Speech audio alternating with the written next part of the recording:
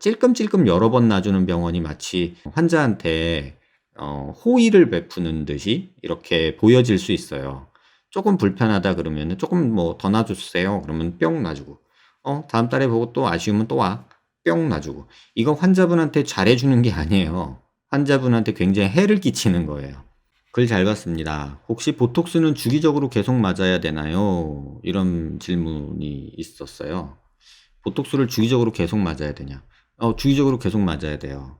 그래서 오늘 여러분들이 뭐 잘 아시는지 모르시는지 모르겠지만 보톡스 얘기를 조금은 해볼까 해요.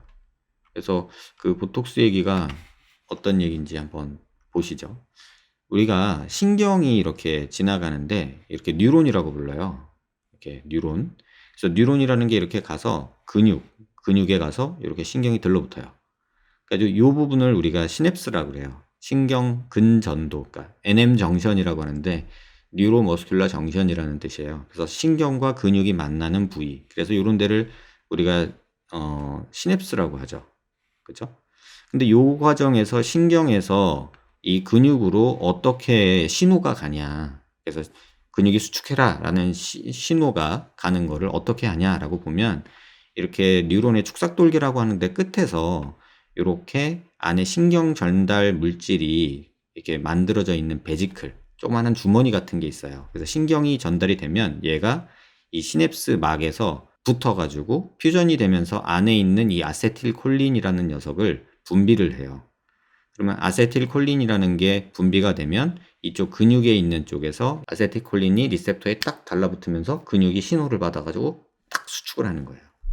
요건데 보톡스는 무슨 일을 하냐면 요 아세틸콜린이 있는 요 녀석이 분비되지 못하게 블럭을 하는 거예요. 그걸 어떻게 하냐면 정상적으로는 이 스냅틱 베지클이라고 불리는 안에 아세틸콜린이 있게 되고 여기에 시냅토브레빈이라고 하는 이렇게 조그만한 이런 펩타이드 같은 녀석들이 있어요. 그래서 요 녀석이 있고 신호를 받았을 때 요 막에 있는 신텍신이라는 애랑 스냅25라는 어떤 단백질 펩타이드가 얘네들이 이렇게 꽈지면서 결합을 해요. 그러면서 이 베지클이 이 멤브레인, 축삭돌기의 맨 마지막에 막에 퓨전되면서 안에 있는 아세틸콜린이 나가는 거거든요. 근데 보톡스는 어떻게 되냐면 보톡스는 크게는 구조적으로는 두 가지로 돼 있어요. 라이트 체인이라는 거랑 헤비 체인이라는 애가 이렇게 본딩되어 있는 이런 구조거든요. 그래서 요 사이를 떠돌다가 요 안으로 이렇게 엔도사이토시스라고 그래가지고 세포 안으로 이렇게 빨려 들어가요. 그때도 여기에 뭐 붙는 데가 있죠. 요때 붙는 게 요 헤비 체인이 붙어요. 헤비 체인이 붙어서 막을 싸고 들어가서 이렇게 안에서 베지클 비슷하게 이렇게 동그란 마이셀리라는 구조를 만들어요.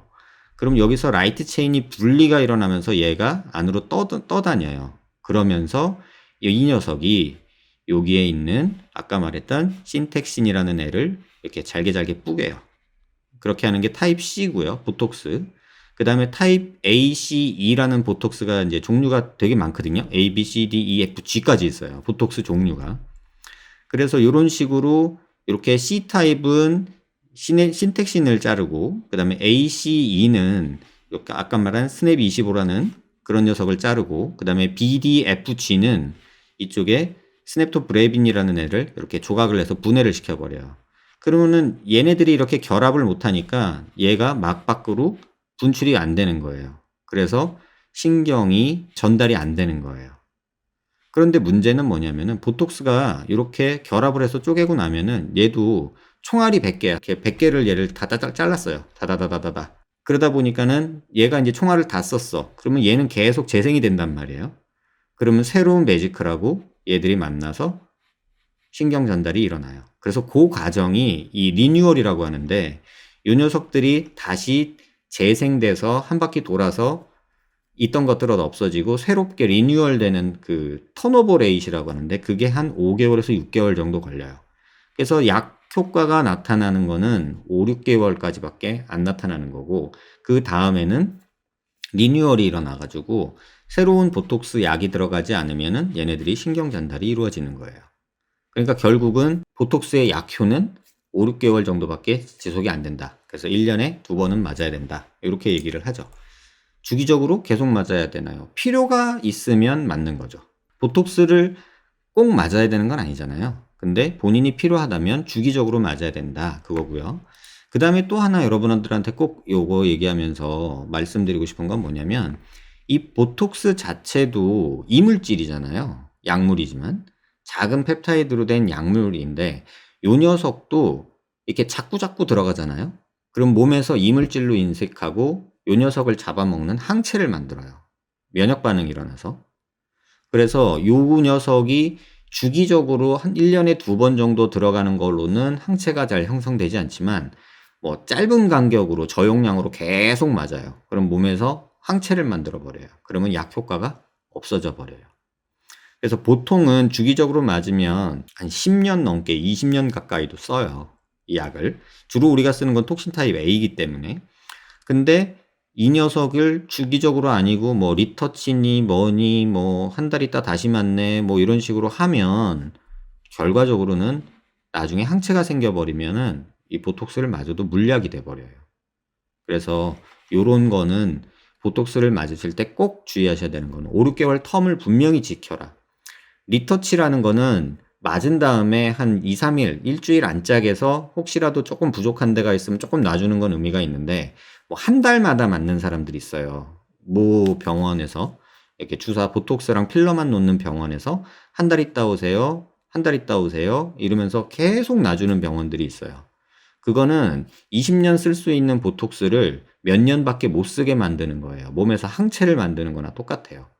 우리 요새 뭐 그 백신 맞잖아요. 백신도 한 번 맞고 끝나는 게 있고, 우리 간염 백신 같은 경우는 좀 있다가 간격을 두고 한 번 또 맞고 막 이러잖아요. 그런 것처럼 항체가를 유지하기 위해서 그러는 건데, 이렇게 한 달 간격으로 계속 놔주면요, 이 보톡스에 대한 항체가 엄청나게 생겨요. 그러면 보톡스가 나중엔 맹물이 돼요. 그래서 그런 일이 벌어지니까 보톡스를 맞을 때는 꼭 기간을 정해서 딱 왕창 맞아야 돼요. 그렇다고 너무 많이 맞으면 안 되겠지만 필요한 양만큼 정량을 왕창 맞아야 돼요.